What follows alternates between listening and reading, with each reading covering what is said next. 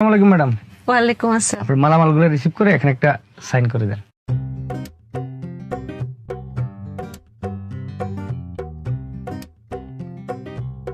কি কও আমগো মালামাল মানে?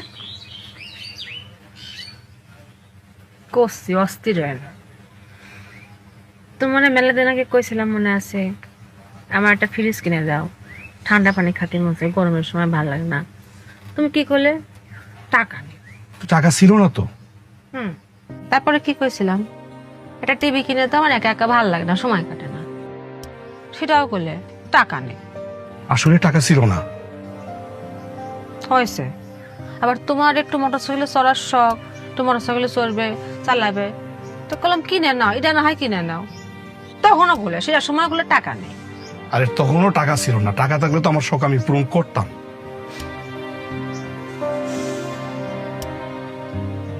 এখন টাকা কেবা করে আসলে? কেমনে মানে? বোঝানি না আবারও বোঝা করছি। তোমাকে আমার দেখে খুব খারাপ মনে হয়? এত খারাপ আমি যে সামান্য কয়টা কাবিনের টাকার জন্য তোর সাথে আমি খেখা করবো? এই 5 লাখ টাকা থেকে আমার সারা জীবন চলবে? সেটাই তো তুমি চাইছিলা। আসলে হয়েছে কি,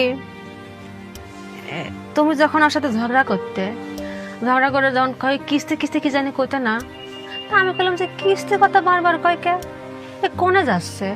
পরে আমি খোঁজ খবর নিয়ে দেখলাম তুমি ম্যাডামের কাছে যাও। ম্যাডামের কাছে যাই দেখলাম যে আসলে কি ঘটনা, কি শুনলাম সব ঘটনা। পরে আমি বাপের বাড়িতে 5 লাখ টাকা এনে তাকে ধরা দিলাম, বললাম যে এই যে আমি দিলাম, এটা আপনার আমাকে স্বামী দিবেন, তো আমি যাতে সেটা করবেন না। আবার তোমাকে যে ওই যে 1 বছর একটা শর্ত জুড়ে দিছিল না, এটা আমারই দেওয়া, মানে আমি করে দিছিলাম, এটা আবার ক্ষতি মানা করছিলাম। তুমি কিন্তু এই যে 1টা বছর ধরে কিস্তি টানেছো, অনেক কষ্ট করেছো না? অনেক কষ্ট করছি, হ্যাঁ। অনেক। তুমি কিন্তু কষ্ট করে টাকাটা শোধ করে দিছো, তা হলো না তোমার টাকা, তো তোমার টাকা দিয়ে এটা কিনে আনিছি। আসলে মোদ্দা কথা কি জানো, পৃথিবীর সব পুরুষরাই না, মানে তাকে লক্ষ্যে পৌঁছাতে গেলে বা তাকে সফলতা অর্জন করতে গেলে হয় ভালোবাসার মাধ্যমে নয় জেদের মাধ্যমে পৌঁছায়। তা আমি তো ভালোবাসা দিয়ে পারিনি, তাই তোমার মধ্যে একটু জেদ তোলা দিছি। এতে কাম হয়ে গেছে। আচ্ছা বুঝতে পারছি। তোমার আর কি কি লাগবে কও, মানে এখন আর ওই সিস্টেমে যাওয়া লাগবে না। আমার একটা সোনার বালা বানাই দিও, নাহলে কিন্তু আর 5 লাখ টাকা আমি দেওয়া লাগবে না। ঠিক আছে, ভালো বানাই দিব। না হবে না। ও এই এগুলো ধরে। ম্যাডাম আসসালামু আলাইকুম। ওয়ালাইকুম সালাম। বসুন বসুন। এই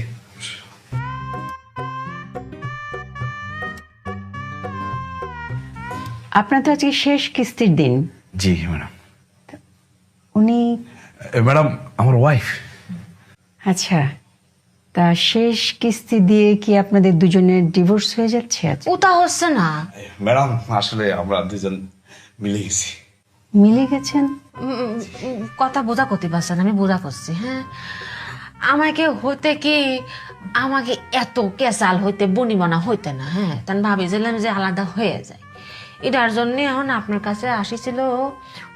এই মিনসের তো মুরদ নেই যে আমার এই কাবিনের টাকা 5 লাখ টাকা যে একবারে দিয়ে দেবে, এই মুরদ তার নেই।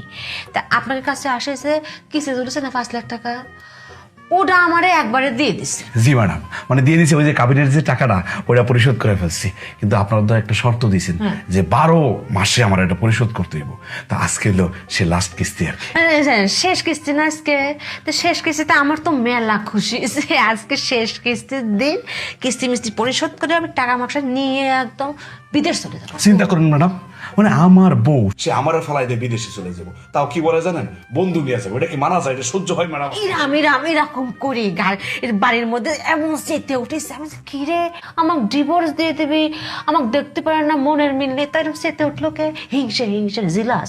পরে ভাবলাম না, আসলে না, আমার স্বামী আমার মেলা ভালোবাসে, এটা আসলে ঝগড়াঝাটি করে আমরা আজারে কামে এই ডিভোর্সের দিকে যাচ্ছিলাম। তো ভাবলাম কি ইতা বাদ, আজকে থেকে নতুন জীবন শুরু করব, তাই আপনার কাছেই আমরা বিয়ের শাড়ি চুরি পরে চলে আসেছি। ভালো করেছে না? খুব ভালো করেছেন, আপনাদেরকে অসম্ভব সুন্দর লাগছে আজকে। আমি কিন্তু বুঝতে পেরেছিলাম যে আপনারা মিলে যাবেন। মানে কেবা করে সেজন্যই তো আমি আপনাকে কিস্তি দেওয়ার সময় আপনাকে একটা সময় জুড়ে দিয়েছিলাম। সময়টা কতদিন ছিল? 12 মাস। এই তো, আমি ভেবেছিলাম আপনাদের দুজনের মধ্যে যদি কিঞ্চিত পরিমাণ ভালোবাসাও থেকে থাকে, এই 12 মাসের মধ্যে কোনো একদিন আপনাদের সুসময় আসবে। তখন দেখা যাবে আপনারা দুজনের ভুল বুঝতে পারছেন এবং দুজন মিলে যাবে। ওরে প্ল্যান, কি প্ল্যান করেছে দেখছেও? প্ল্যান কিন্তু সাকসেস। দেখেন, উনি যখন প্রথম আমাদের কাছে এসে এরকম একটা কিস্তিতে ডিভোর্স এর জন্য আবেদন করলেন, সেটা নিয়ে কিন্তু আমরা অনেক ভেবেছি। আমাদের সমাজে ডিভোর্স কেন হয়? ছোটখাটো বিষয়ের জন্য। আপনি যখন আমাদের কাছে এসে কিস্তিতে ডিভোর্সের জন্য ঋণ চাইলেন, সেই বিষয়টা নিয়ে কিন্তু আমরা অনেক ভেবেছি, অনেক কাজও করেছি। কাজ করতে গিয়ে যেটা পেয়েছি, আমাদের সমাজে বেশিরভাগ, মনে করে 95% ডিভোর্স হচ্ছে রাগের কারণে, হুটহাট করে, সময় নিচ্ছে না সেই কারণে। এই যে আপনাকে কিস্তিতে ডিভোর্সে ঋণ দেওয়ার সময় একটা সময় বেঁধে দিয়েছিলাম। কেন দিয়েছিলাম? আমরা জানতাম যে এই যে 12 মাস আপনাকে সময় দিয়েছি, এই 12 মাসের মধ্যে আপনাদের দুজনের মধ্যে এমন একটি মুহূর্ত আসবে, যেই মুহূর্তে আপনাদের দুজনের মধ্যে যদি কিঞ্চিত পরিমাণ ভালোবাসাও থেকে থাকে, সেই ভালো দিনটাতে আপনারা মিলে যাবেন। আমাদের সকলের উচিত ডিভোর্সের সময় কিস্তিতে ডিভোর্স দেয়া। এখানে আমি টাকার অঙ্ক বোঝাচ্ছি না, আমি বোঝাচ্ছি এখানে সময়টাকে। সময়টা যেন কিস্তি আকারে হয়, মানে একটা লম্বা সময় যাতে আমরা পাই। আপনাদের বেলায় কিন্তু আমরা পেরে গেলাম। হ্যাঁ, একদম পজিটিভ একটা বিষয় হলো, আপনারা মিলিত হয়ে গেলেন। তাহলে এখন কি করা উচিত? যখন কেউ যদি সিদ্ধান্ত নেয় যে ডিভোর্স দিবে কেউ কাউকে, তাহলে তাদের এটা সময় নিয়ে করা উচিত। কিস্তিতে ডিভোর্সটা হওয়া উচিত, মানে সময় নেওয়া উচিত, দুজনকে সময় দেওয়া উচিত। এখন আমরা একটা নতুন প্রকল্প চালু করেছি, কিস্তিতে ডিভোর্স। আশা করি আমাদের এই উদ্যোগের কারণে আমাদের সমাজে ডিভোর্সের হারটা আমরা কিছুটা হলেও কমিয়ে আনতে পারবো। আমরা যে প্রকল্পটা করেছি, এই প্রকল্পে কিন্তু আপনারা যুক্ত হতে পারেন। চাকরি হতেছে, আমাকে চাকরি হতেছে, আমি চাকরি হতেছে। আপনারা আমাকে জিজ্ঞেস করবেন না যে আপনারা কোন প্রজেক্টে কাজ করবেন?